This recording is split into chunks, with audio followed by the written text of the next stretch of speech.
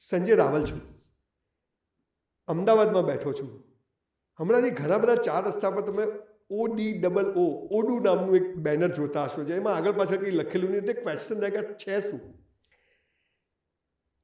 ગુજરાતમાં, ભારતમાં ને વિશ્વ લેવલે એક એવી કંપની માર્કેટમાં આવી કે જેણે એક જ જગ્યાએ બધા જ સોલ્યુશન સોફ્ટવેરની દુનિયામાં, તમને એપ્લિકેશનની દુનિયામાં મળે એવો પ્રયત્ન થયો. અને એમાં આપણે ગુજરાતી જોડાયા. અને ગૌરવની વાત એ છે કે એના કો ફાઉન્ડર અત્યારે બની ગયા. અને લગભગ 60 મિલિયન ગ્રાહક આ આખું ઓડુને યુઝ કરે છે. અને લગભગ 750 મિલિયન યુરોનું ટર્નઓવર કરતી આ કંપનીના કો ફાઉન્ડર આપણા ગુજરાતી છે. અને એમની સાથે આજે વાત કરવાનો મને ચાન્સ મળ્યો છે કે આ કંપની શું છે, આ શું કામ કરે છે, કેવી રીતે આજે 5 ટ્રિલિયનની ઇકોનોમીમાં આપણે જઈ રહ્યા છીએ, તો આપણા મોદી સાહેબના વિઝનને કેવી રીતે સપોર્ટ કરશે.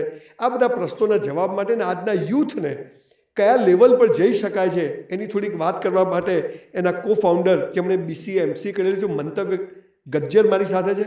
કેમ છો મંતવ્યભાઈ? એકદમ મજામાં.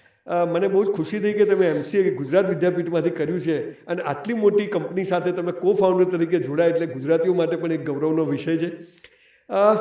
મને ઘણા બધા પ્રશ્નો થતા, કેમ કે હું જ્યારે 2007માં મેં મારો એક બહુ મોટો સ્ટોર શરૂ કર્યો અને મેં એક નાનકડું સોફ્ટવેર લીધેલું અને પછી હું જે હેરાન થઈ ગયો, ત્યારે મને થયું કે આવી કોઈ એપ્લિકેશન હોય, આવો કોઈ જગ્યા કે આ એક જ જગ્યાએ બધા સોલ્યુશન મળે. અને પછી જ્યારે તમારો સ્ટડી કર્યો ત્યારે અમને આની ટીમે કીધું કે આ લોકો તો આવું બધું પ્રોવાઈડ કરે છે. તો આના વિશે થોડીક વાત મારે તમને કરવી છે, અથવા થોડાક સવાલ જવાબ કરવા છે. સૌથી પહેલાં તો આ કંપનીનું વિઝન અને મિશન શું છે? ઓડુ એક all in one, beautiful, easy to use business management application. અચ્છા. એટલે જો તમે ધ્યાનથી સાંભળો ને તો 3 શબ્દોમાં જ બધું જ આવી જાય. બિલકુલ. કોઈ પણ બિઝનેસ એટલો ઇઝી નથી. એ નાનો હોય, મોટો હોય કે કોઈ પણ લેવલનો હોય. જે માણસો હોય છે ને એ બહુ સ્માર્ટ હોય છે, પણ એમની જોડે રાઈટ ટૂલ નથી હોતા. એટલે ધારો કે આપણે જે અત્યારે જોઈએ છે ને કે ભારત મિલિયન ટ્રિલિયનની રેસમાં છે. હવે આપણને કદાચ ખબર જ નથી કે એ રેસમાં જો આગળ નીકળવું હોય તો એના જે કી પિલર્સ છે ને, એટલે કે જે કી ધંધાઓ છે એ કયા. આપણને એવું લાગતું હશે કે બહુ મોટા ધંધાથી આપણે બહુ જ આગળ નીકળી જઈએ, પણ એવું નથી. જે SME માર્કેટ છે, એટલે કે SME સેગમેન્ટ છે, જે નાના સ્કેલના અને મીડિયમ લેવલ સ્કેલના જે ધંધાઓ છે, એનો આમાં બહુ જ મોટો રોલ છે. અને એ ભારત માટે નહીં પણ આખા વર્લ્ડ માટે. બરાબર. અમે જે સોફ્ટવેર ડિઝાઇન કરીએ છીએ ને એ એવું કહીએ છીએ કે એ SME સેગમેન્ટ માટે એક પરફેક્ટ સોફ્ટવેર છે.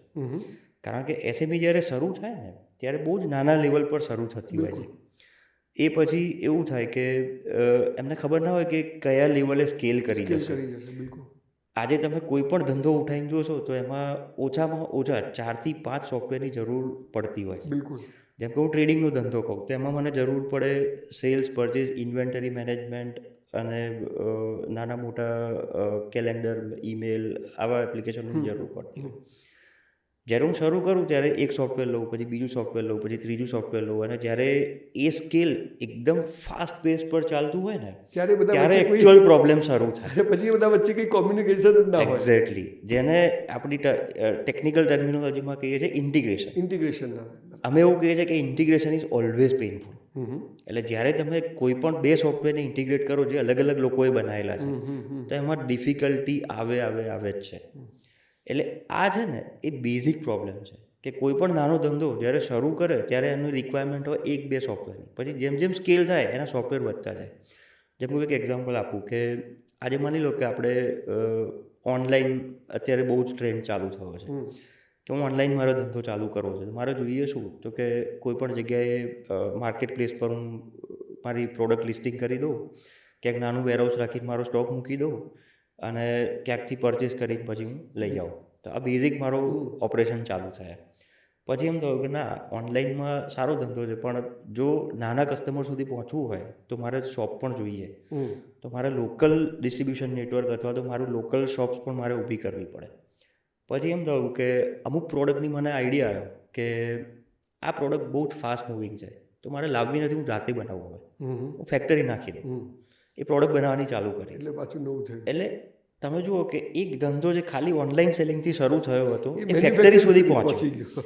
હવે એ લેવલે જ્યારે તમે સ્કેલ કરતા હોવ ત્યારે તમારી પાસે જો એ લેવલનું ઇન્ફ્રાસ્ટ્રક્ચર નહીં હોય તો તમે કયું ઓપરેશન ક્યાં ચાલે છે કશું જ ખબર નહીં પડે, એ કોઈ જ નંબર અથવા પ્રોસેસ તમને કોઈ જ આઈડિયા નહીં આવે. એટલે ટ્રેક જ ના કરી શકો. એક્ઝેક્ટલી. અને નાના ધંધાઓમાં એકચ્યુઅલી આપણે જોયું છે કે ભાઈ માર્જિન બહુ ઓછા હોય પણ તમારું માર્જિન વધારી કેવી રીતે શકો, ઓપરેશનને સ્ટ્રીમલાઇન કરી. Yes, yes. તો અમારું જે વિઝન છે ને એ આ છે કે નાના ધંધાઓને કેવી રીતે ઓપરેશનલી આપણે ઇફિશિયન્ટ બનાવીએ, એના જે યુઝર્સ છે એને એટલી ઇફિશિયન્સીથી આપણે એવો ડેટા અથવા તો એવું ડેશબોર્ડ અથવા તો એવા નંબર દેખાય ને જેનાથી એનું ડિસિઝન ફાસ્ટ થઈ જાય અને એ ઓપરેશનમાં ઇફિશિયન્સી લાવે. જેટલી ઇફિશિયન્સી વધારે હશે એટલા ઓપરેશન મારા ફાસ્ટ, એટલું મારું માર્જિન, ટર્નઓવર આ બધા ઉપર હું ફોકસ કરી શકીશ. Very good. મને આ બેલ્જિયમની કંપની અને તમે ગુજરાતી, મહેસાણાની બાજુના એક નાનકડા ગામમાંથી, તો તમે આ કંપની સાથે કઈ રીતે કો ફાઉન્ડરમાં આવે એ જરાક વાત સમજાવો પહેલાં, પછી આપણે આગળ વાતચીત કરીએ. એટલે મેં MCA પૂરું કર્યું 2006માં અને બીજા જ દિવસ હું એક આ ઓડોની પાર્ટનર કંપની સાથે જોડાયો રિમોટલી. એટલે આપણે જે અત્યારે કહીએ છીએ ને કે રિમોટ વર્કિંગ, એ કોરોના પછી બહુ જ પ્રચલિત છે, પણ મેં ચાલુ કર્યું હતું રિમોટ વર્કિંગ. એટલે હું ફ્રાન્સની એક કંપની સાથે મેં ઓનલાઈન કામ કરવાનું શરૂ કર્યું. ત્યાં 2-3 મહિના કામ કર્યા પછી મેં એક આઈડિયા આપ્યો કે આપણે જો આને વેબ પર લઈ જઈએ આ ઓડો એપ્લિકેશન, કારણ કે 2006-07માં એવો ટ્રેન્ડ ચાલુ થયો હતો કે જેટલા પણ બિઝનેસ એપ્લિકેશન હોય અથવા જે નાની મોટી એપ્લિકેશન હોય એ ધીમે ધીમે ક્લાઉડ બેઝ જતી હતી. એટલે મને પણ એવો વિચાર આવ્યો કે જો આ એપ્લિકેશનને આપણે ક્લાઉડ બેઝ લઈ જઈએ તો કદાચ ઘણા બધા લોકો આપણે એ સેગમેન્ટમાં જઈ શકીએ. એટલે અમે એમને પ્રોટોટાઈપ તૈયાર કરીને બતાવી અને બીજા જ મહિને જે ફાઉન્ડર છે ફેબિયન પિંકેર્સ, હી કેચ ધ ફ્લાઇટ અને કેમ હિયર. શું વાત છે. અને અમે કંપની ચાલુ કરી. વાહ, આવી રીતે તમે એની સાથે જોડાયા. Very good. હવે આ hub of Odoo developers in India, આ જે આખું તમારું ટાઇટલ છે, કેવી રીતે બેલ્જિયમની કંપનીને હબ ઇન ઇન્ડિયા, કેવી રીતે આ આવ્યું ટાઇટલ, કેવી રીતે આવ્યું? મેં જેમ કીધું એમ કે જેમ જેમ ધંધો ગ્રો થાય ને એમ એમાં પ્લેટફોર્મ, માણસો આ બધાની જરૂર પડે. ઓડો પણ એ વખતે એવા સ્કેલ ઉપર હતું કે આખા વર્લ્ડમાં એના 40 ડિસ્ટ્રીબ્યુટર હતા, એટલે 40-50 ડિસ્ટ્રીબ્યુટર હતા, 40થી 50 એપ્લિકેશનો હતી. પણ જેમ જેમ આ ગ્રો થયો એમ માણસોની જરૂર પડી. કારણ કે આપણે જોયું છે કે US, યુરોપમાં મેનપાવર એ કોસ્ટલી છે અને એના લીધે જ કદાચ બીજા દેશોમાં આઉટસોર્સિંગનો ધંધો બહુ સારો ચાલે છે. Yes, very true. બરાબર. તો અહીંયા એવું થયું કે શરૂઆતમાં મેં બધી જ જોબ જાતે કરી, રિક્રુટમેન્ટથી ચાલુ કરીને ટ્રેનિંગ, એનું સેટઅપ, રિસોર્સિસ લાવવા, ટ્રેન કરવા, આ બધી જ વસ્તુઓ. એટલે જેમ જેમ બીજા બધા કન્ટ્રી અને માર્કેટ ગ્રો થયા ને એમ ડિમાન્ડ વધી. ડિમાન્ડ વધી એટલે સીધું જ છે કે સપ્લાય ક્યાંથી આવે છે. બરાબર. એટલે અહીંયાથી અમુક લોકો કેવા આપણા એટલે ઓડોની ઓફિસમાંથી છૂટા પડે એન્ડ એ પોતાની કંપની શરૂ કરે. એટલે એવું કહી શકાય કે ઓડો ઇન્ડિયાની ઓફિસમાંથી અત્યાર સુધી લગભગ 700 થી 800 એન્ટરપ્રેન્યોર્સ એ બહાર પડ્યા. વાહ ભાઈ, બહુ સરસ. અને એ જે આખી ઇમ્પેક્ટ આવી, એટલે શરૂઆતમાં આપણને એવું લાગે કે આપણે ટ્રેન કરીએ છીએ, રિસોર્સ જતા રહે છે આ તે, પણ એની લોંગ ટર્મ ઇમ્પેક્ટ એ બહુ સારી આવી. એ જો અમને ખબર હતી એ વખતે, એટલે વી વેર નોટ, એટલે આપણે એવું કોઈ અપોઝ કેવું નહોતું, પણ સારું જ છે બધા માટે. એટલે એની ઇમ્પેક્ટ એવી આવી કે આજે ગુજરાતમાં જ આપણે જ્યાં બેઠા છીએ ને અમદાવાદમાં, અહીંયાથી જો 500 કિલોમીટરનું રેડિયસ આપણે એરિયા લઈએ તો એ એરિયામાં 6000 ઓડોના રિસોર્સિસ, એટલે ટેકનિકલ, ફંક્શનલ, એક્સપર્ટ આ બધા બેઠા છે અહીંયા. વાહ. એટલે મોદી સાહેબ જે ડિજિટલ ઇન્ડિયા અને મેક ઇન ઇન્ડિયાની વાત કરે છે, ભલે કંપની ત્યાંની છે, પણ હું માનું છું કે આજે 5 ટ્રિલિયનની ઇકોનોમીમાં અને આ બધું વર્લ્ડ વાઇડ રોટેટ કરવામાં તમારો તો ઘણો મોટો હાથ, જે નથી પેલું 2047 અમૃતકાળમાં લઈ જવા માટે તમે તે અત્યારથી કામ કરવા માંડ્યા છે એવું લાગે. એટલે એના લીધે એવું થયું કે US, યુરોપમાંથી જો કોઈને ઓડોનો રિસોર્સ જોઈતો હોય ને તો એક વખત અમદાવાદ એરપોર્ટ આવવું પડે. ઓહો, વાહ, બહુ સરસ. હવે મેં સાંભળ્યું તમે ઘણા બધા ઇન્ટરવ્યૂઝ કરે, એટલે 8000+ ઇન્ટરવ્યૂઝ મેં તમારું આખું જ્યારે જોતો હતો, તો આમાંથી સૌથી યાદગાર કયો ઇન્ટરવ્યૂ તમારો રહ્યો કે જેમાં તમને એમ મજા આવી ગઈ હોય? એકચ્યુઅલી અને એનું કારણ શું, કે કેમ મજા આવી ગઈ એમાં? મેં જ્યારે શરૂ કર્યું 2006માં, એટલે અમે જે ટેકનોલોજી પર કામ કરીએ છીએ એ પાયથોન, પોસ્ટગ્રેસ, લિનક્સ આ ટેકનોલોજી છે. કદાચ પાયથોન આજથી 5 વર્ષ પહેલાં હવે પોપ્યુલર થયું, કારણ કે મશીન લર્નિંગ, એઆઈ આ બધા ટેકનોલોજીમાં જ્યારે યુઝ શરૂ થયો પાયથોનનો ત્યારે. પણ જ્યારે 2006માં મેં શરૂ કર્યું ત્યારે મારે રિસોર્સિસ જોઈતા હતા. એટલે મેં ઓનલાઈન જોબ પોર્ટલ આ બધા પર જઈને સર્ચ કર્યું કે પાયથોનના ડેવલપર ઇઝીલી આપણને ક્યાંથી મળી જાય. તો આખા ભારતમાં એ વખતે 500થી વધારે ડેવલપર નહોતા, અને બધા જ ડેવલપર ચેન્નઈથી નીચેના એરિયામાં, ઉપર કોઈ નહીં. એટલે હું જ્યારે એ વખતે ઇન્ટરવ્યૂ લઉં અથવા તો કેમ્પસમાં જઈએ, જ્યારે અમે કેમ્પસ પ્રી પ્લેસમેન્ટ ટોક કરતા હોય, તો એ વખતે એવું થાય કે અમે જ્યારે કહીએ ને પાયથોન ટેકનોલોજી આ તે, એટલે મને હસવું આવે, કારણ કે ક્વેશ્ચન એવા પૂછે સામે છોકરાઓ, પાયથોનનું ફ્યુચર શું?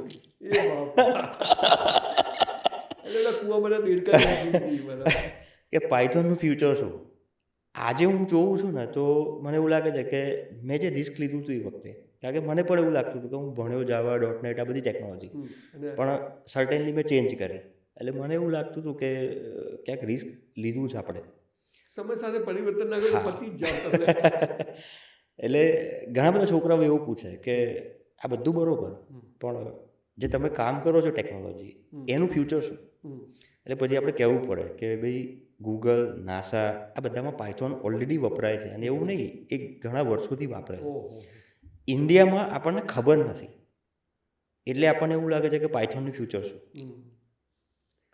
એટલે એવું થાય કે 8,000 ઇન્ટરવ્યૂ તો શરૂઆતના કહેવાય, શરૂઆતના 5-7 વર્ષમાં, પણ એવું થાય કે ઇન્ટરવ્યૂ લેતા લેતા આપણને એમ થાય કે તું ઊભો થઈ જાવ.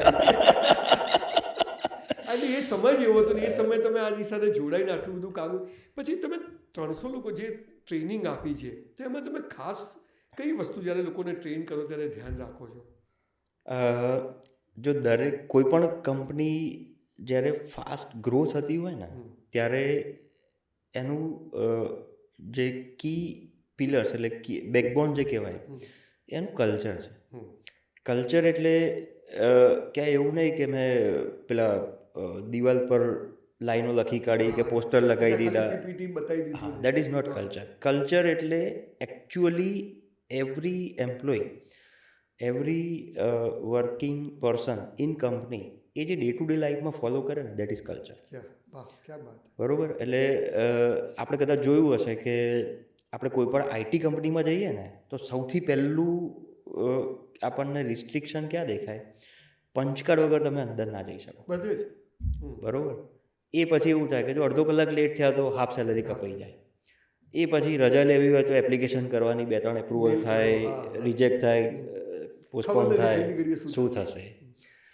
ઓડુમાં કશું જ નથી. ઓડુમાં આ કશું જ નથી. એટલે અમારું જે કલ્ચર છે ને, દેટ ઇઝ ઓપન કલ્ચર એવું કહીએ છીએ.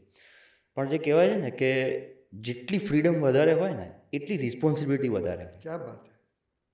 એટલે અમે એવું કરીએ છીએ કે ભાઈ ફ્રીડમ બધી જ છે, પણ તું એટલો બધો રિસ્પોન્સિબલ છે કે જો નહીં સમજે તો આઉટ. આ ઓડુનો અર્થ શું? આડું નહીં, ઊભું નહીં, ઓડું એટલે મને એમ થયું કે આ શબ્દનો પહેલાં તો અર્થ જાણવો પડે. ઓડું એટલે શું? એટલે એનું ટેકનિકલ નામ એવું છે કે ઓન ડિમાન્ડ ઓપન ઓબ્જેક્ટ. ઓહો. પણ અમે એવું કહીએ છીએ કે જે કંપનીના નામમાં વધારે ઓ હોય, જેમ કે ગૂગલ, બરોબર, આ બધી સક્સેસફુલ કંપની થઈ જાય. અને પિંક કલર કેમ લીધો આવો તમે એનો? કોઈ જેવું રીઝન નથી, કોઈ જેવું એટલે કોઈ રિસર્ચ કે R&D એવું નથી કર્યું, પણ કે ફ્યુચરમાં લેડીઝ વધારે જોડાશે એવું કંઈ મગજમાં હશે કંપનીના ફાઉન્ડરના? ના, નહીં, એવું નહીં. ઓકે. અચ્છા, હવે કઈ કંપનીઓ અથવા કયા ડિપાર્ટમેન્ટવાળા તમારા આ બધી ચીજોને વધારે ઉપયોગ કરે છે? કયા સેગમેન્ટના લોકો અથવા કઈ પ્રકારના લોકો? ઉડુમાં છે ને અત્યારે અમારી પાસે 1300 એપ્લિકેશન છે. એટલે એવું કોઈ સ્પેસિફિક જ્યારે બી અમે નવી એપ્લિકેશન ડેવલપ કરીએ અથવા તો એનહાન્સ કરીએ, એટલે એવું નથી કે આપણે કોઈ એક સેગમેન્ટ વર્ટિકલ અથવા બિઝનેસ ઉપર જ ફોકસ કરવું. આપણે જનરિક એવું સેગમેન્ટ બનાવેલું છે, એટલે એવું પ્લેટફોર્મ બનાવેલું છે જેમાં 1300 એપ્લિકેશનો ઇન્ટિગ્રેટેડ ચાલે. એટલે માની લો કે મારો ધંધો ટ્રેડિંગનો છે, તો હું અમુક એપ્લિકેશન લઈ લઉં, સેલ્સ, પરચેસ, ઇન્વેન્ટરી, એકાઉન્ટિંગ, એટલે મારો ટ્રેડિંગનો ધંધો મારો લાઈવ થઈ જાય, એટલે મારું ઓટોમેટ થઈ જાય. એવી રીતે માની લો કે મારો સર્વિસનો બિઝનેસ છે, તો ત્યાં મારે જોઈએ સેલ્સ, પછી ઇન્વેન્ટરી, સેલ્સ, પછી પ્રોજેક્ટ મેનેજમેન્ટ, ટાઈમશીટ, વેબસાઇટ, CRM, તો મારું સર્વિસનો ધંધો મારો ઓટોમેટ થઈ જાય. તો આવા કોઈ પણ ધંધા આપણે અહીંયાથી રસ્તા પર ચાલતા નીકળીએ અને જેટલા પણ બિઝનેસ દેખાય છે, એ નાની શોપ હોય, એટલે બધા જ લોકો એ બધા જ લોકો ઓડું વાપરી છે. એટલે પર્ટિક્યુલર પણ એમ સૌથી વધારે કયા લોકો વાપરે છે એવું તમે કોઈ એસેસમેન્ટ કર્યું હોય તો? ઓકે, જેમ કે હું ઇન્ડિયાની જ વાત કરું તો હું સાઉથ પાર્ટમાં જાઉં ને તો ત્યાં ફેક્ટરીઓ વધારે છે, એટલે ત્યાં મેન્યુફેક્ચરિંગ યુનિટ્સ વધારે છે, તો ત્યાં મેન્યુફેક્ચરિંગ એપ્લિકેશન, પછી પરચેઝ, મટીરિયલ મેનેજમેન્ટ, આ બધી એપ્લિકેશનો વધારે વપરાય. જેમ કે આપણે ગુજરાતની વાત કરીએ તો ત્યાં મિક્સ ઓફ કલ્ચર છે, એટલે મિક્સ ઓફ બિઝનેસ છે, જેમાં મેન્યુફેક્ચરિંગ પણ છે, ટ્રેડિંગ પણ છે, સર્વિસ પણ છે. તો આવા અલગ અલગ પાર્ટ, એટલે રિજિયન, જ્યાં જે પ્રકારના ધંધા, એટલે જે હબ ડેવલપ થયેલા છે, એ પ્રકારની એપ્લિકેશનો એ લોકો વાપરતા હોય છે. અત્યારે હાલ ઇન્ડિયામાં મેન્યુફેક્ચરિંગ એપ્લિકેશન જે અમારી છે એ સૌથી વધારે વપરાતી એપ્લિકેશન છે. ઓકે. એ પછી ટ્રેડિંગ, ઓનલાઈન, એટલે ઈ કોમર્સ, વેબસાઇટ, CRM, આ બધી જ એટલે એકાઉન્ટિંગમાં અમને ખબર હતી શરૂઆતથી કે જો આપણે ઇન્ડિયાના માર્કેટમાં જવું હોય, ભારતના માર્કેટમાં, તો લોકલાઇઝેશન વગર, એટલે કોઈ પણ કન્ટ્રીમાં તમારે જવું હોય તો લોકલાઇઝેશન વગર ના ચાલે. આજે પિઝા બી આપણા ગુજરાતી લોકોએ ગુજરાતી પિઝા કરી નાખ્યા છે, એટલે કરવું જ પડે. એટલે GST, TDS, આ બધાનું બિલ્ટ ઇન ઇન્ટિગ્રેશન અવેલેબલ છે આપણામાં.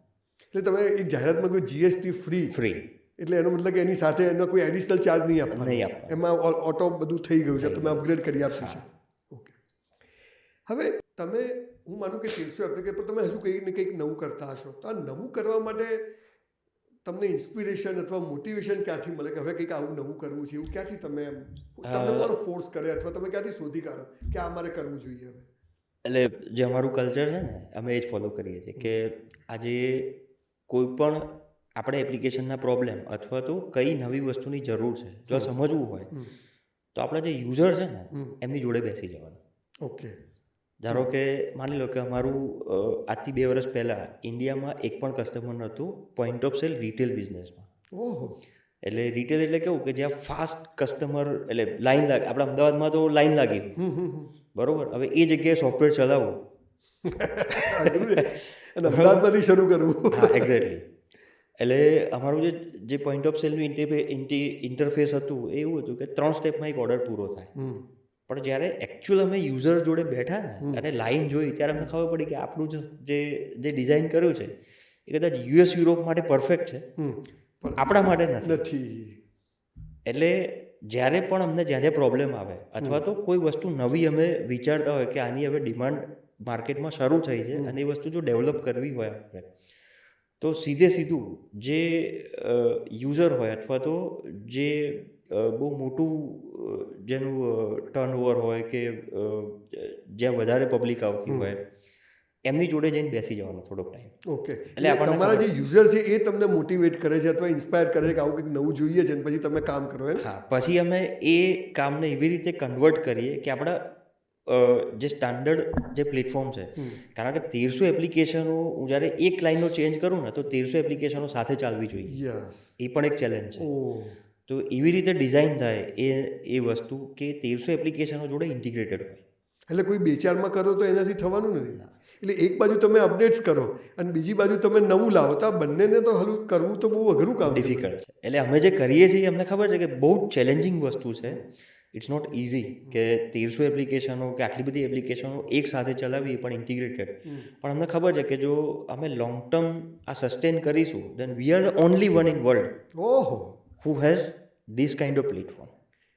અચ્છા, હવે મેં એ પણ વચ્ચે જોયું કે તમે એકેડેમિક પ્રોજેક્ટ્સમાં તમારું ગાઈડન્સ બહુ કરો છો, તો એમાં કઈ રીતે તમારી એપ્લિકેશન કામ કરે છે અથવા કઈ રીતે તમે કામ કરો છો? અમે કે અત્યારે એકેડેમિક તરફ લોકો બહુ જઈ રહ્યા છે, તો એમાં તમારું ખાસ શું છે, તમારી કોર વાત શું છે? જ્યારે મેં જેમ કીધું એમ શરૂઆતમાં કે ઓડું ઇન્ડિયામાં જ્યારે શરૂ થયું ત્યારે અમે શરૂઆત કરી પાયથોનના ડેવલપર, એક તો લાવવા બહુ અઘરા હતા. એટલે મને એ વખતથી જ આઈડિયા આવ્યો કે આપણને રેડીમેડ રિસોર્સિસ કોઈ દિવસ મળવાના ઊભા કરવા પડશે. એટલે જે પહેલી ઓફિસ અમે શરૂ કરી ને એમાં 3 એમ્પ્લોયી હતા અને 10 ઇન્ટર્ન હતા. ઓહો. એટલે અમે શરૂઆતથી જ બધી જ કોલેજ યુનિવર્સિટી જોડે એસોસિએટેડ છીએ. એટલે શરૂઆત એવી હતી કે જ્યારે રિસોર્સિસ જોઈતા હોય તો યુનિવર્સિટીમાં જઈને કેમ્પસ પ્લેસમેન્ટ, રિક્રુટમેન્ટ ડ્રાઈવ આ બધું કરવાનું. એટલે એમ કરતાં કરતાં અમે જ્યારે યુનિવર્સિટી જોડે ક્લોઝલી કામ કરવાનું શરૂ કર્યું ત્યારે એમના પ્રોજેક્ટ્સ ઇવેલ્યુટ કરવાનું અથવા તો એમની સાથે કામ કરવાનું. પછી અમારો એજ્યુકેશન પ્રોગ્રામ અમે લાવ્યા કે જેમ કે અત્યારે આપણે MBA કરીને બહાર નીકળે ને એટલે એને બધું જ ખબર હોય પણ એ બ્લેન્ક હોય, બેસાડો તો કોઈ કામનો ના હોય. બરોબર. એટલે આવી બધી નાની નાની ગેપ અમને એટલે આપણે પણ ભરી નીકળે આપણને ખબર છે કે નીકળ્યા પછી શું થાય છે. તો એક એજ્યુકેશન પ્રોગ્રામ અમે ચાલુ કર્યો જેમાં એવું કરીએ છીએ અમે કે ઓડુનું આખું સોફ્ટવેર 2 વર્ષ માટે ફ્રી છોકરાઓ એટલે MBAના સ્ટુડન્ટને. એની જોડે અમે ગેમ ડેવલપ કરી છે, બિઝનેસ ગેમ, કે તમે એ ગેમ રમતા રમતા એકચ્યુઅલ બિઝનેસના ઓપરેશન કેટલી ઇઝીલી શીખી શકો. એટલે એ ગેમનું કાર્ડ ઉઠાવીને જોવું કે આ આવું આવું રિક્વાયરમેન્ટ છે કે મારો પરચેસ મેનેજર આવીને કહે છે કે મારે આ જોઈએ છે, આટલા ભાવે મળશે. એ વસ્તુ સોફ્ટવેરમાં કેવી રીતે કન્ફિગર કરવાની. એટલે આપણે જે MBAમાં સબ્જેક્ટ ભણીએ છીએ કે manufacturing, material management, resource management કે એકાઉન્ટિંગ, પણ આના રિયલ લાઈફ એક્ઝામ્પલ એમાં ટીચરોને ટ્રેન કરીએ છીએ, એટલે ફેકલ્ટીને ટ્રેન કરીએ છીએ કે એ તમે કેવી રીતે તમારા સિલેબસમાં ઇન્કોર્પોરેટ કરી શકો. અને એ પછી બહાર નીકળ્યા પછી એટલું મોટી રિક્વાયરમેન્ટ છે અમારા પાસે કે ઓડુના આખા વર્લ્ડમાં 12,000 ડિસ્ટ્રીબ્યુટર છે. ખાલી ઇન્ડિયામાં જ 600 છે. એટલે 600 IT કંપનીઝ જેના બધા રિસોર્સિસની રિક્વાયરમેન્ટ હોય. બરોબર. એટલે ખાલી MBAના સ્ટુડન્ટની જ રિક્વાયરમેન્ટ એટલી મોટી છે કે કન્સલ્ટન્ટ તરીકે, સેલ્સ તરીકે. અને R&Dમાં તો શરૂઆતથી જ, કારણ કે R&D સેન્ટર હતું. નહીં તો આ મિથ છે કે આ લોકોને જોબ નથી મળતી, કામ નથી મળતું. એકચ્યુઅલી સ્કિલ નથી. યસ. પ્રોબ્લેમ ભણ્યા છે પણ ગણ્યા નથી. ઓકે. એટલે જે રિયલ લાઈફ આજે માની લો કે એટલી બધી ઓપોર્ચ્યુનિટી છે. તો આ 3 વર્ષ, 2 વર્ષ, 5 વર્ષ જે કંઈ ભણે છે એમાં પ્રેક્ટિકલ તો કશું આવતું જ નથી, એવું એનો મતલબ. એટલે આપણે વેસ્ટેજ ઓફ ટાઈમ તો એમ જોવા જઈએ. મેં ઘણી બધી જગ્યાએ જોયું છે, ઘણી બધી યુનિવર્સિટી કે they are working under pressure. એટલે પ્રેશર એટલે કેવું કે જો જોબ નહીં મળે તો છોકરાઓ નહીં આવે. ઓકે. એટલે પ્લેસમેન્ટની ઉતાવળ. એક્ઝેક્ટલી. એટલે એના લીધે એકચ્યુઅલ આખો ડ્રાસ્ટિક ચેન્જ કેવું આવ્યો છે કે એવા સિલેબસ ડિઝાઇન કરો કે જેનાથી જોબ મળી જાય. અને જે એક્ઝેક્ટલી અને જે ક્રિએટિવિટી પ્લસ જે ફંડામેન્ટલ જે નોલેજ હતું, જે ફંડામેન્ટલ એટલે કોર થિંગ. જ્યારે હું ફંડામેન્ટલ ભણું પછી ટેકનોલોજી ગમે તે હોય, જેમ કે હું ભણ્યો તો Java.net પણ હું Java.net નહોતો ભણ્યો, હું ફંડામેન્ટલ ઓફ લેંગ્વેજીસ ભણ્યો હતો. એટલે એના લીધે એવું થયું કે પાયથોન પણ ઇઝીલી એક વીકમાં શીખી શકે. પણ અત્યારે શું થયું છે, લેંગ્વેજ અને ટેકનોલોજી એ જ સીધી શીખવાડીએ છીએ આપણે. નહીં તો જે છોકરાઓ BCA MCA કરે છે એ છોકરાએ ભણતી વખતે શું વસ્તુ ધ્યાન રાખવી જોઈએ? ભલે એને ભણાવે ગમે તે, પણ એને શું ધ્યાન રાખવું જોઈએ તમારી દ્રષ્ટિએ? ટેકનોલોજી બધી ભણો, પણ ફંડામેન્ટલ એટલે કે જ્યારે હું ડેવલપર છું તો મને આલ્ગોરિધમ, લોજિક કેવી રીતે ઓપ્ટિમાઇઝ કરવું, લોજિક કેવી રીતે ડિઝાઇન કરવું, એ બધી જે વસ્તુઓ છે ને એ અત્યારે બહુ ધીમે ધીમે ઓછી થતી જાય છે. એટલે એના લીધે કેવું, યુનિવર્સિટીઓ જોડે અમે ક્લોઝલી કામ કરીએ, ટીચરોને શીખવાડીએ. અને અત્યારે રિસન્ટલી ટેકનિકલ રિસોર્સિસની એટલી બધી રિક્વાયરમેન્ટ ઊભી થઈ અને સામે એટલી બધી એપ્લિકેશનો આવી, જેમ કે 3 જ મહિનામાં તમે વિચારો કે જો 45,000 એપ્લિકેશનો આવે તો એનું ઇન્ટરવ્યૂ તમે કેવી રીતે કરી શકો? બાપરે. એટલે 3 મહિનામાં અમારી પાસે 48,000 એપ્લિકેશન્સ અમે અમારા ડેટાબેઝમાં હિટઅપ થઈ. એટલે પણ એ વસ્તુ સારું હતું કે અમે શરૂઆતથી જ એક નવો ટ્રેન્ડ ટેસ્ટ કર્યો હતો. એટલે નવી એક મેથોડોલોજી કે રિક્રુટમેન્ટ કરવાનું પણ કેવી રીતે, જેમ કે અત્યારે જે એજ્યુકેશન સિસ્ટમ ચેન્જ થઈ છે તો મારે પણ એ સિસ્ટમ ચેન્જ કરવી પડશે રિક્રુટમેન્ટની. આજે હું કોઈ સ્ટુડન્ટ જોડે 1 કલાક બેસીને હું ઇન્ટરવ્યૂમાં જજ નહીં કરી શકું કે એનામાં નોલેજ કેટલું છે. એટલે અમે એક મેથડ ચાલુ કરી જેને અમે કહીએ છીએ હેકેથોન. હેકેથોન એટલે એક એવી પ્રોસેસ કે 24 અવર સ્ટુડન્ટ એ નોન સ્ટોપ કોડિંગ કરે. ઓહ. એને અમે પ્રોબ્લેમ સ્ટેટમેન્ટ આપીએ, એટલે એક એવું ઇન્ટરફેસ અથવા આપણી રિક્વાયરમેન્ટ આપીએ.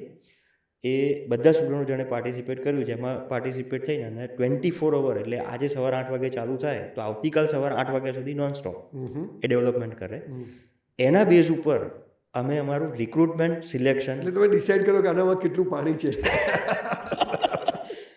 એટલે એ એવું થયું કે 45,000 એપ્લિકેશનોમાંથી 18,000 લોકોએ પાર્ટ લીધો.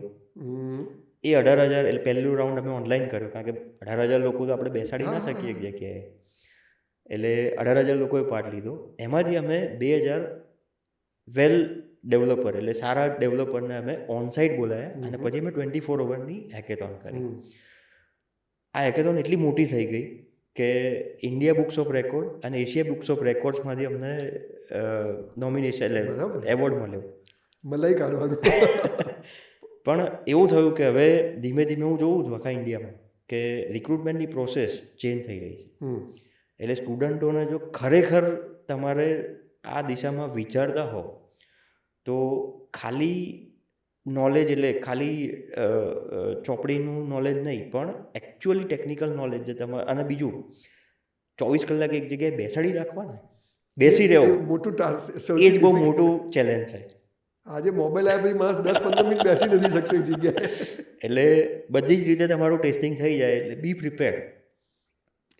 અચ્છા મંતવ્યભાઈ, તમે આટલું બધું કામ કરો છો, કંપની કામ કરે છે, આટલા બધા લોકો કામ કરે છે, તમે ભૂલો બી ઘણી કરી હશે અને એમાંથી સફળ થઈ કે દરેક મોટા પ્રોબ્લેમમાંથી જ સોલ્યુશન નીકળે છે કે પ્રોબ્લેમ આવે તો જ સોલ્યુશન નીકળે.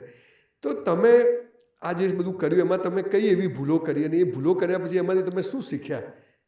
એક સ્ટુડન્ટ તરીકે બી લોકોને જિજ્ઞાસા હોય ને એક બિઝનેસમેન તરીકે બી લોકોને થોડો ખ્યાલ આવે.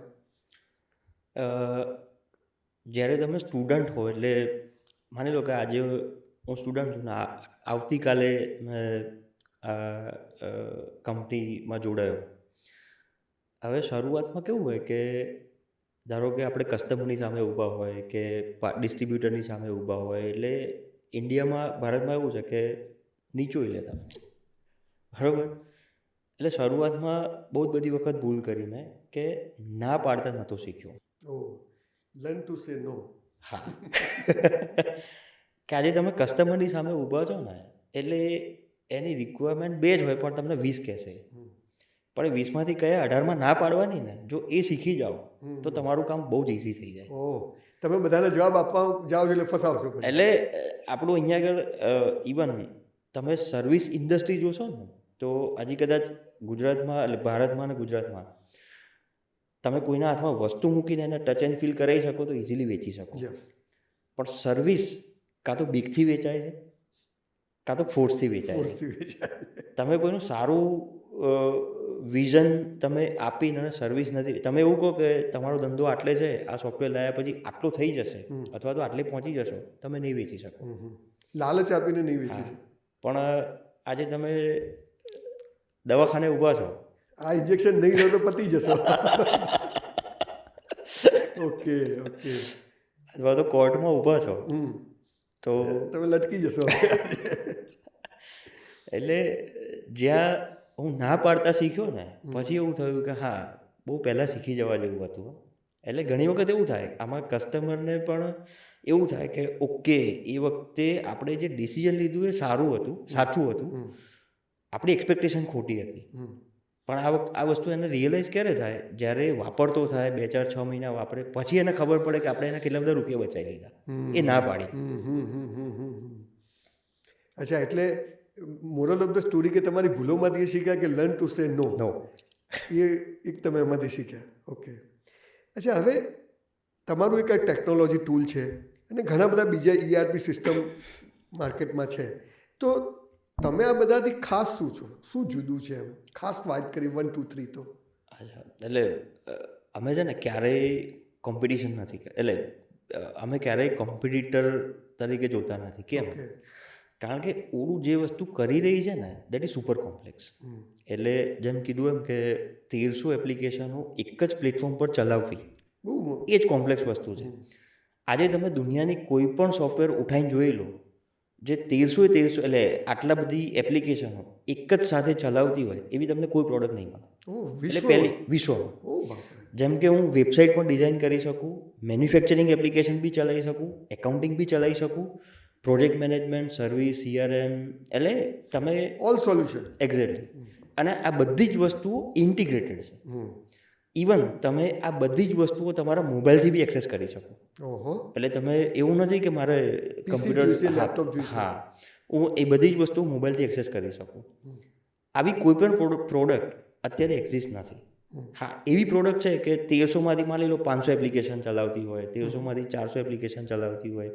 એટલે દરેકે દરેક કંપની પ્રોડક્ટની પોતાની માસ્ટરી, એટલે પોતાનું ડોમેન એક્સપર્ટ છે, જેમાં એ લોકો સારું કામ કરી રહ્યા છે. પણ એવી એપ્લિકેશન તમને કદાચ નહીં મળે. એટલે 1300 application integrated at the same platform. હા, અને બધી એક સાથે કામ કરે. એક સાથે કામ કરે. અને અપડેટ્સ આવે કે એને મોડિફાઈ થાય કે બધું જ એ કરી શકે. ઓટો કશું હોલ્ડ પર ના હોય. ના હોય. પ્લસ આ 1300 એપ્લિકેશનનો સોર્સ કોડ તમે ડાઉનલોડ કરી શકો. એટલે આવી કોઈ કંપની પ્રોડક્ટ મેં હજી સુધી નથી જોઈ. કેટલા વર્ષ થયા આ કંપનીને એસ્ટાબ્લિશ થયા? બેલ્જિયમમાં ચાલુ થઈ, ફાઉન્ડેડ બાય ફેબિયન પિન્કેર્સ 2005માં. 2005માં. એ પછી ઇન્ડિયામાં આનું ઓપરેશન ચાલુ થયું. એટલે બેઝિકલી એ વખતે એવું હતું કે R&D સેન્ટર હતું, કે એ 2006માં અમે શરૂ કર્યું. અને આજે ઓલમોસ્ટ 20 વર્ષ કરતાં પણ વધારે વર્ષ. 2006. મંતવ્યભાઈ, આટલી મોટી ટીમ વર્લ્ડ વાઇડ કામ કરતી હોય, 6000 લોકો પ્લસ તમે જે રીતે કહો છો, તો સૌથી મોટો જે પ્રોબ્લેમ હું જોઈ રહ્યો છું, હું પણ ફેસ કરું છું, કે તમે માણસ પસંદ કેવી રીતે કરો છો? ઓડુનું જે કલ્ચર છે ને, એટલે એવું કહેવાય કે જો ફાસ્ટ ગ્રોઈંગ કંપની અથવા તો જે બેઝથી શરૂ થઈ અને આટલી મોટી થઈ હોય તો એનું બેકબોન છે કલ્ચર. હવે કલ્ચરને પ્રિઝર્વ કરવું હોય ને તો માણસો પણ એવા જોઈએ કે જે એ કલ્ચરને સમજી શકે, જે કલ્ચરમાં એડેપ્ટ થઈ શકે. અમારું કલ્ચર છે ને ઓપન છે, પણ મેં જેમ કીધું એમ કે જેમ ફ્રીડમ વધારે હોય ત્યાં રિસ્પોન્સિબિલિટી પણ વધારે હોય. એટલે એવા છોકરાઓ લાવવા પડે કે જે એ વસ્તુને સમજી શકે, જે એમાં એક્ઝેક્ટલી, નહીં તો મિસયુઝ થાય. એટલે એવું સિલેક્શન, એટલે જ્યારે અમે કોઈ વસ્તુ, કોઈ પર્સનને સિલેક્ટ કરતા હોય તો એના માટેની કી એટ્રીબ્યુટ્સ, એટલે કે કી આવડત એ કઈ છે, જેમ કે જરૂરિયાત. હા, જેમ કે હું એવું જોતો હોઉં કે ડેવલપર ફોર એક્ઝામ્પલ મારે સિલેક્ટ કરવો છે, તો એક અમારું ટૂલ છે હેકેથોન. એ સિવાય અમારી કન્ટિન્યુઅસ રિક્રુટમેન્ટ પ્રોસેસ ચાલતી હોય. પણ જ્યારે અમે ડેવલપર સિલેક્ટ કરતા હોય ને તો કદાચ એને ઇંગ્લિશ ના આવડતું હોય તો ચાલે. હા, વચ્ચે મંતવ્ય રોકું કે આપણે આજે ગુજરાતીમાં વાત કરીએ, આટલી મોટી 1300 એપ્લિકેશન સેમ પ્લેટફોર્મ પર મળતી હોય તો ભાષાએ કોઈ બેરિયર ખરું તમારું પ્લેટફોર્મ યુઝ કરવામાં? ના. ઓકે, ફાઇન, ચાલો. હા, એટલે એને અંગ્રેજી આવડે છે કે નહીં તમે બહુ નથી જોતા. કેમ? કારણ કે એનું જે એકચ્યુઅલ કામ છે એ ટેકનિકલ સ્કિલ છે, ડેવલપમેન્ટ છે. ઓકે, બરોબર. પણ જ્યારે હું એટલે સેલ્સ અથવા તો કન્સલ્ટન્ટ સિલેક્ટ કરતો હોઉં તો ત્યાં એને કમ્પ્યુટર નહીં આવડતું હોય તો ચાલશે, પણ એને સરસ કમ્યુનિકેશન અને પ્રેઝન્ટેશન સ્કિલ જોઈશે. એટલે ડિપેન્ડ્સ ઓન કે કઈ જગ્યાએ કેવા માણસની જરૂરિયાત છે ને એ પ્રમાણે એ સ્કિલ ઉપર ફોકસ કરવાનો. નહીં કે તમે જો એવો માણસ ચૂઝ કરવા જશો કે એને બધું જ આવડવું જોઈએ, then you will get average. એટલે તમને એવરેજ માણસ મળશે, એ સ્કિલ્ડ નહીં મળે. વાહ. એટલે પિઝાની દુકાન છે તો પિઝાની છે તો પિઝા આવડવા જોઈએ, તમે બીજું નહીં આવડે ચાલશે. બરાબર. એટલે જે વસ્તુમાં તમે માણસ લો છો એ એમાં માસ્ટર હોય તો એનું કામ ઇઝીલી કરી શકશે, બીજી બધી વસ્તુ ઓટોમેટિક શીખી જશે. અચ્છા, હવે અત્યારે મોદી સાહેબ બહુ સ્ટાર્ટઅપને પ્રમોટ કરી રહ્યા છે, તો અત્યારે જે નવા બિઝનેસમેનો આવી રહ્યા છે, SMME નવું જે કામ કરીએ, એ લોકોને તમારું પ્લેટફોર્મ એટલે ઓડું વાપરવા માટે તો નહીં શબ્દ કહું, પણ તમે શું કહી શકો કે ભાઈ અમારું આ પ્લેટફોર્મ તમને આમાં એક જમ્પ આપશે, એક બૂસ્ટ કરશે? એ કંઈક ખાસ વાત જે સ્ટાર્ટઅપ લોકો નવું કરી રહ્યા છે, કામ કરી રહ્યા છે, એવા લોકો માટે શું કહેશો તમે? કોઈ પણ ધંધો જ્યારે શરૂ થાય ને ત્યારે ખબર નથી હોતી કે ક્યાં જઈને અટકશે. બરોબર. પણ શરૂઆતમાં કેવું હોય કે મારી રિક્વાયરમેન્ટ, એટલે કોઈ પણ ધંધો શરૂ થાય તો અત્યારે એવું છે કે મારે એક વસ્તુ, એટલે મારી ડિજિટલ આઈડેન્ટિટી એટલે કે વેબસાઇટ એ જોઈએ છે. બસ આટલું જ જોઈએ. પહેલું શરૂઆત ત્યાંથી થાય. એટલે ધારો કે ઓડુમાં કોઈને પણ વેબસાઇટ બનાવવી હોય તો ઓડુમાં કોઈ પણ એટલે પહેલી એપ્લિકેશન એ ફ્રી છે. અચ્છા. તમે વેબસાઇટ બનાવવી હોય તો જઈને તમે બનાવી શકો, એ ફ્રી છે. ધારો કે CRM મારે વાપરવું છે તો એ બી હું જઈને વાપરી શકું, ફ્રી છે. સ્ટાર્ટઅપ માટે અથવા તો કોઈ પણ ધંધા માટે પહેલી એપ્લિકેશન એ ફ્રીમાં શરૂ કરી શકે. પણ કોઈ પણ સ્ટાર્ટઅપ નથી રહેતું. એ પછી ધીમે ધીમે ધીમે ધીમે સ્કેલ થાય અથવા તો ડિપેન્ડ્સ ઓન એના મોડલ, બિઝનેસ ને એ રીતે ગ્રો થતું હોય. એકચ્યુઅલ ચેલેન્જીસ ક્યારે શરૂ થાય છે કે જ્યારે એ સ્ટાર્ટઅપ ફાસ્ટ ગ્રોઈંગ ફેઝમાં આવે. એટલે જેમ જેમ ગ્રો થાય એમ પહેલાં શરૂઆતમાં વેબસાઇટ જોઈએ, પછી CRM જોઈએ, પછી સેલ્સ એપ્લિકેશન જોઈએ, પછી એકાઉન્ટિંગ હવે પ્રોપર મેનેજ કરવું પડે. તો આ જે ફેઝ છે ને, સૌથી વધારે કોમ્પ્લેક્સિટી ત્યાં હોય છે. જો તમે એવા પ્લેટફોર્મ પર ડે 1થી હશો કે જેમ તમારો ધંધો ગ્રો થાય છે એમ તમારું પ્લેટફોર્મ પણ ગ્રો થશે. ઓકે, તમે અપડેટ થયા જ કરો છો. એટલે જેમ જેમ નવી એપ્લિકેશનની જરૂર પડી એમ તમે જઈને નાખી દો અને ઇન્ટિગ્રેટેડલી ચાલો. જ્યારે હું ધંધો ગ્રો કરતો હોઉં ત્યારે એવા ફેઝમાં હોઉં, બિંગ અ બિઝનેસમેન, કે મારો બધો જ ફોકસ ધંધા ઉપર હોય, આઈટીમાં મારો ફોકસ ના હોય.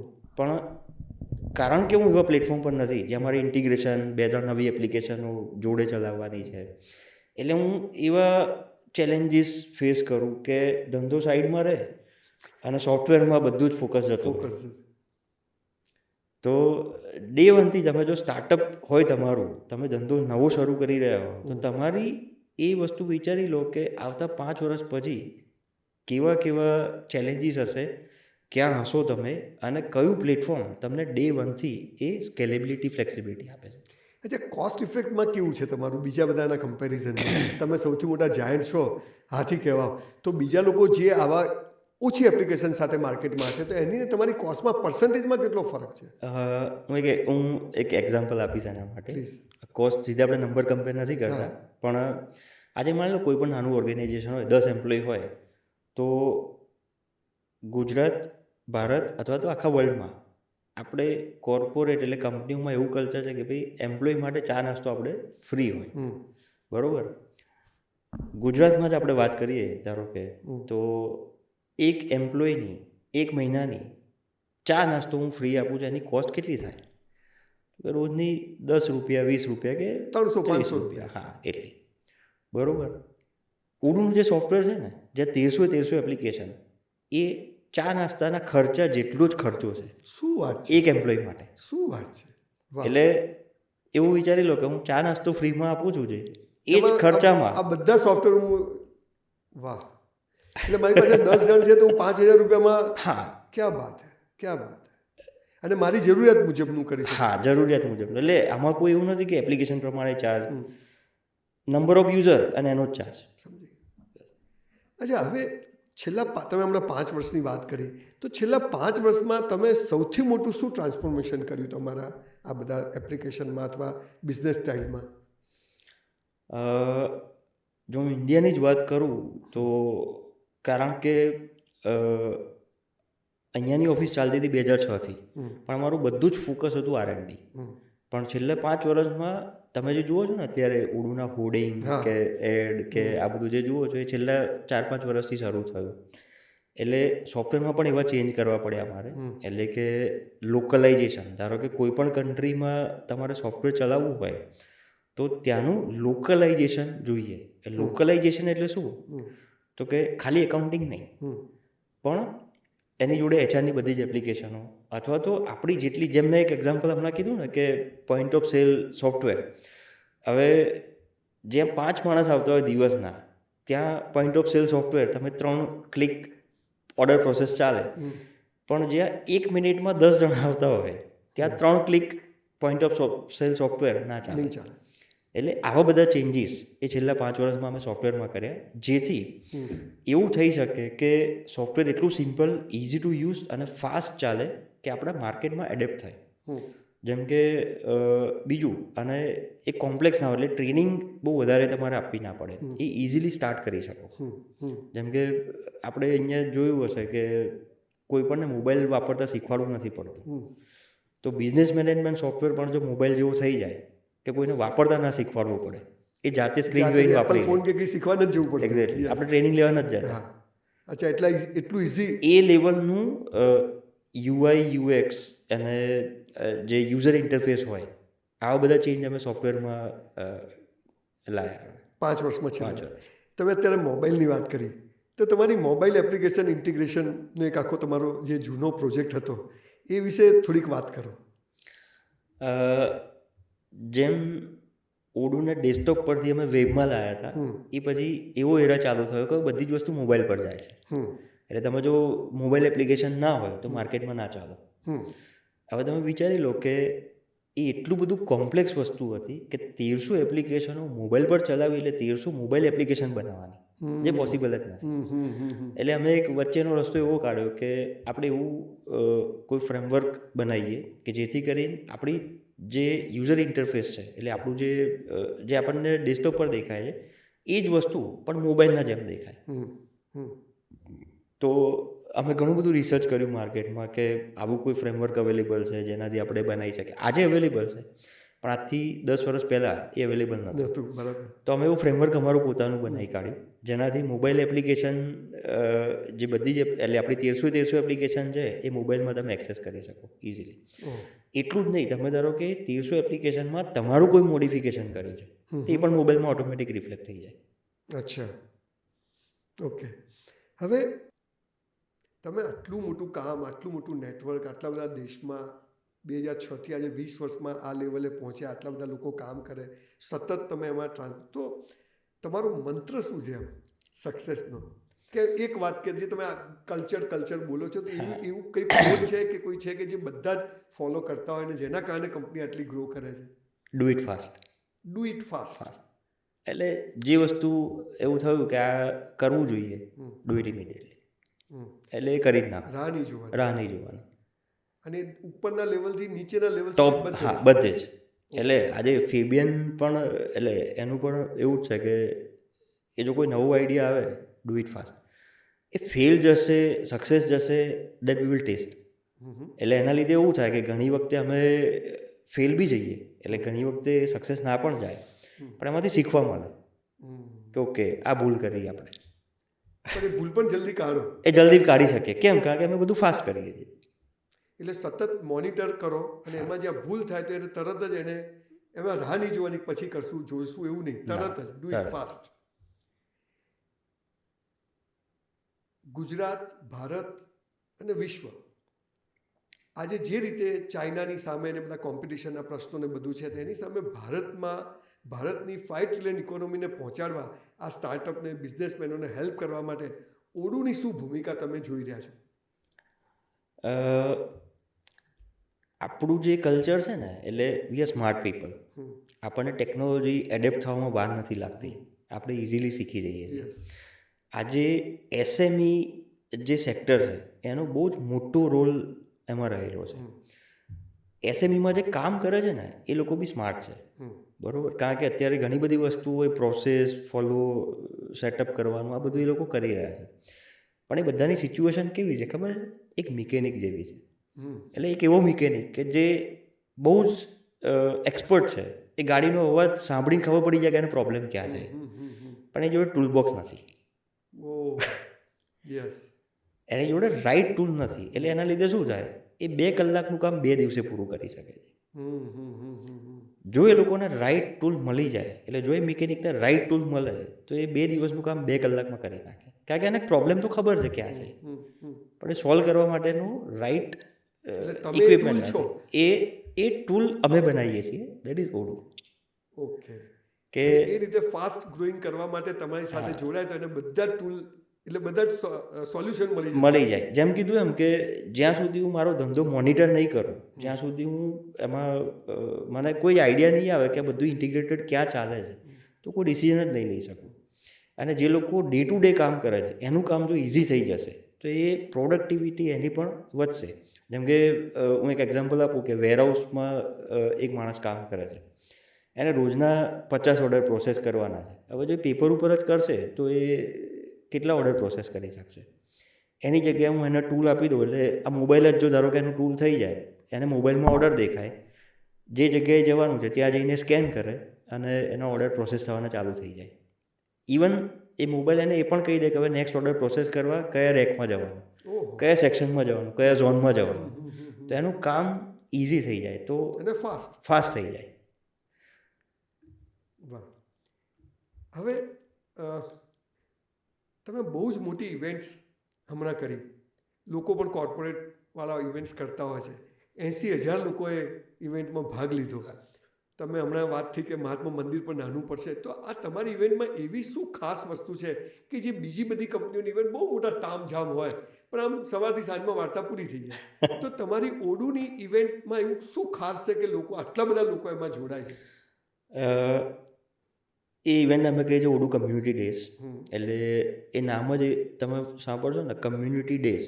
એટલે ઓડુ કમ્યુનિટી એટલે ખાલી ઓડુના એમ્પ્લોયી કે ઓડુના ડિસ્ટ્રીબ્યુટર કે ઓડુના કસ્ટમર નહીં, પણ ઓડુ એક ઓપન સોર્સ પ્રોડક્ટ છે. એટલે એમાં કેવું કે ઘણા બધા લોકો જે ટેકનોલોજીકલ એન્થુઝિયાસ્ટિક હોય, એટલે ટેકનોલોજી પર કામ કરવા ગમતું હોય લોકોને, એવા લોકો પણ આમાં જોડાય.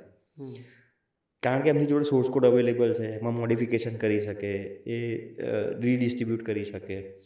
તો આવા લોકો બધા જ ભેગા થાય 2 દિવસ માટે, અને જ્યાં અમે એવું રિવીલ કરીએ કે ઓડુમાં હવે નવા જે વર્ઝન આવી રહ્યું છે, એટલે કદાચ એવું કહી શકું કે Odoo is only the product કે જે દર વર્ષે નવું વર્ઝન બહાર પાડે છે. એટલે બિઝનેસ મેનેજમેન્ટ પ્રોડક્ટ જે દર વર્ષે નવું વર્ઝન બહાર પાડે છે. કારણ કે બિઝનેસ મેનેજમેન્ટ પ્રોડક્ટ એટલી ફાસ્ટ ઇવોલ્વ નથી થતી.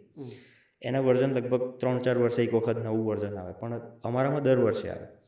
એટલે દર વર્ષે અમે આવી ઇવેન્ટ કરીને અને ત્યાં એ એક્સપ્લેન કરીએ કે નવા વર્ઝનમાં શું નવું આવી રહ્યું છે, જેથી કરીને જે એક્ઝિસ્ટિંગ કસ્ટમર છે એમને માઇગ્રેટ થવું કે નહીં થવું, અને એ બી અપગ્રેડ થયા કરે, અથવા તો માઇગ્રેટ થવાના હોય તો કયા કયા નવા ફીચર એમના કામના છે એ ત્યાં જોઈ શકે. અને એ કહી પણ શકે કે મને આવી જરૂરિયાત છે. જરૂરિયાત છે. Okay, two way communication. હા. એટલે આ ઇવેન્ટ ભારતમાં અમે લગભગ છેલ્લા 3 વર્ષથી શરૂ કરી.